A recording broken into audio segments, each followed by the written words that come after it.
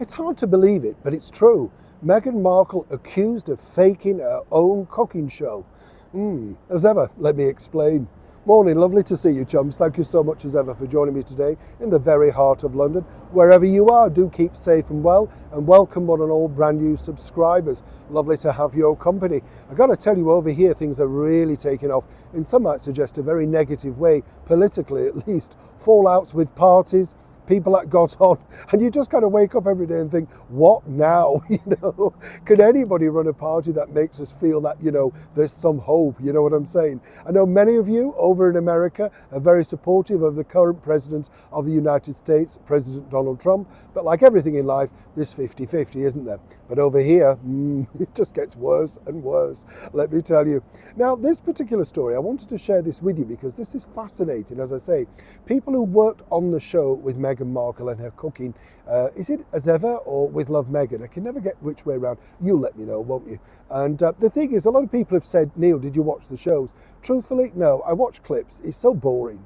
I mean, I don't mean that in a cruel way, but cooking is not really my scene. And unless it's money-saving tips and stuff like that, how to feed people on a budget. But when you looked at all that fruit platter on that thing, I thought, who's got the money for that fruit platter? You know what I mean? It's like, who can do that? It's ridiculous. And for a child, and they can graze on it. Kids want cereal, toast, cheese, yogurt. They're not bothered about fruit. They might have one or two, but what are you going to do with all the rest of it? Turns brown and other waste of money, right? Now, where it gets fascinating on her TV show is that Meghan Markle had a lot of problems behind the scenes. This is something that the crew were not willing to share. Of course, the crew that she gave a pan to and a signed wooden spoon.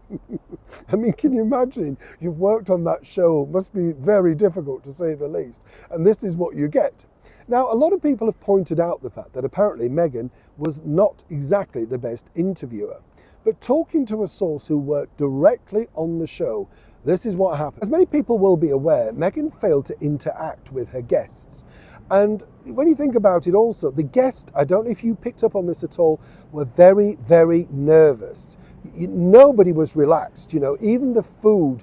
Even if they hated it, they had to say it's terrific, it's the most glamorous moment. Everything was platitude to platitude and gush literally beyond all expectation. And that's the reason why people are saying, okay, is this why the voiceovers were added afterwards? No, it was simply this, that actually the voiceovers were inserted in simply because there were no questions, but there were no questions from Meghan to her guests because nobody thought they were going to be interviewed. Basically, they were props. They just had to stand there and say, whatever she's doing is terrific.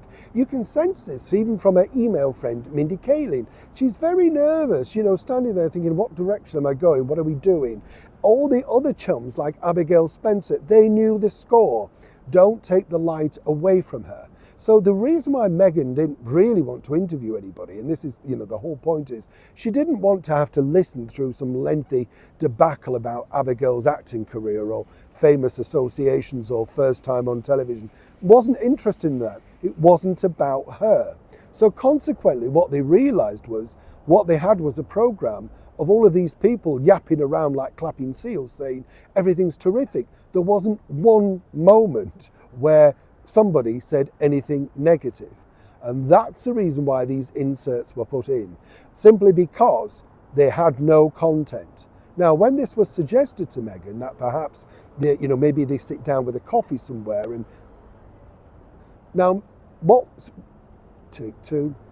was suggested to Meghan was, once the cake had been baked, to go over to the lounge area and then have a coffee and have that conversation over there. That was simply shut down. Wasn't happening, no. Meghan didn't want to interview people. This wasn't the point of the show. And very quickly, all the guests that appeared, alleged friends, quickly realized the whole point of the show was branding, making Meghan seem approachable and authentic. And the idea really was, at that point, to be able to sell product. Well, that fell through. And so consequently, what you had was very, very frightened guests. Neil Sean in the very heart of London.